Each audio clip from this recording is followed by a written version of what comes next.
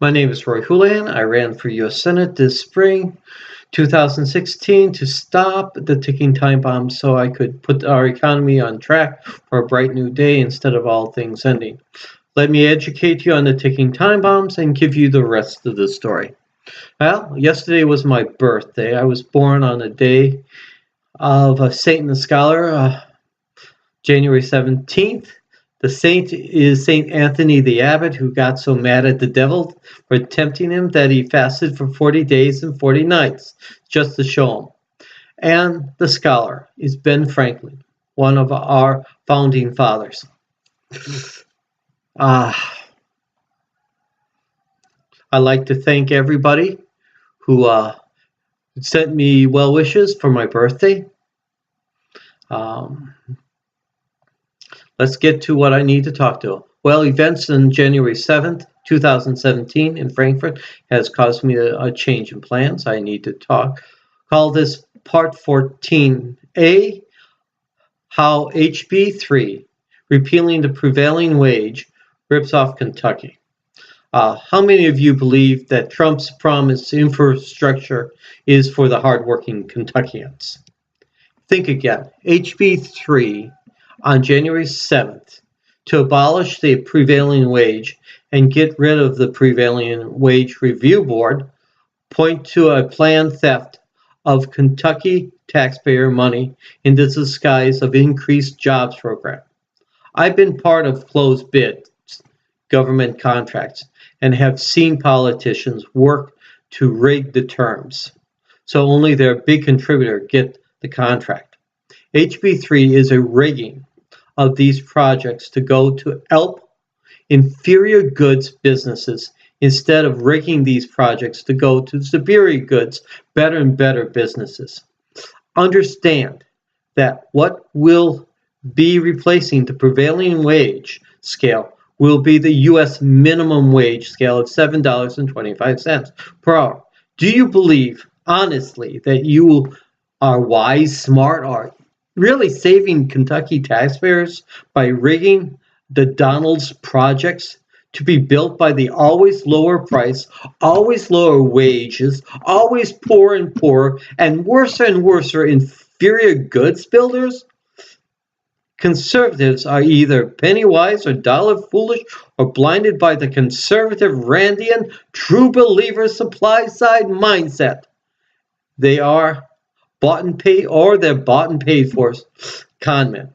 The prevailing wage is used to set the state minimum wage for large construction jobs to an average statewide pay scale to create a fair for all minimum wage for construction workers, high enough to ensure that contractor bidders would hire folks who are more qualified.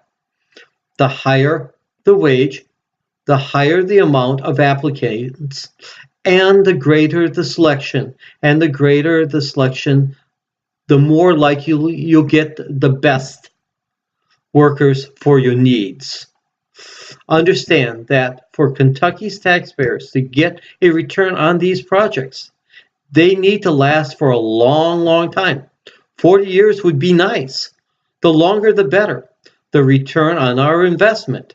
Understand, we are still driving on Eisenhower-built roads and bridges to this day. So, shouldn't we build today a superior goods standard? Who is really gains by getting rid of the prevailing wage constraints?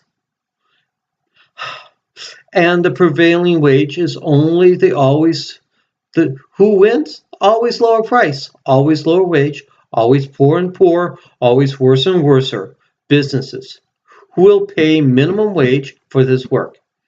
Do you think that $7.25 will bring out the most qualified workers? Would you want to trust your life and the lives of your children and your grandchildren on a bridge built by the lowest bidder, paying the lowest wages, and using the worstest of materials? Do you think that when the Donald's construction stimulus package goes into effect, most of the stimulus money will go to the hardworking folks of Kentucky? Or Is it rigged to go to New York and Florida, Randy and rich billionaires who paid for our conservative representatives' elections this last business cycle? They are rigging the bids to go to outside Kentucky companies, and the money will not go into Kentuckians' hands. Their action on January 7th to abolish the prevailing wage and getting rid of the prevailing wage review board point to a planned theft of the Kentucky taxpayer's money in the disguise of increased jobs program. Kentucky's hardworking, also U.S. and Kentucky taxpayers, have become literally gator bait. Thanks to these votes, ELP rules will now apply to Kentucky government projects, promoting shoddy workmanship and low pay. So the vast majority of the money from the Donald's infrastructure work programs being done in Kentucky won't go to Kentuckians. But remember, always lower prices. Businesses will make more money by either chasing or creating poverty. Conservatives' values of the Randy and rich. As I pointed out earlier, the ELP producers use government right to work laws, rules of the game, to suppress income by going after mostly, believe it or not, white folks. Do you think that the majority of the vice presidents are minorities? No. Do you think that a vice president realizes that right to work laws target them and other management positions? If you're going to steal jobs and income, why steal from the poor, black folks and Hispanics? The ELP, Randy and Rich, have other plans for the blacks and Hispanics. Demonize, scapegoat, enslave. But it's us all. Everyone, black, white, red, yellow, green, and purple. We have known this since the days of Lincoln, that you cannot enslave the black or today the Hispanic without also enslaving the white, creating and allowing a secondary labor market, minority market, always undermines the primary, let's be honest, mostly white market. That is a certainty for all you white first believers.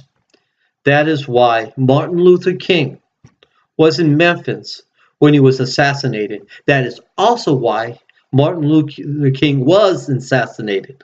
Martin Luther King was working to bring together white and black unions so there would be a stronger unified union and only a primary labor market benefiting all the hardworking, no matter who they were. United is always stronger than divided. That was true in Lincoln's time. That is true in Martin Luther's time. And it's true today, folks. Because creating and allowing discrimination, which divides and weakens, is a double-edged sword. End of part 14a, how repealing the HB 3 prevailing wage rips off Kentucky. You have a good and blessed day. Bye.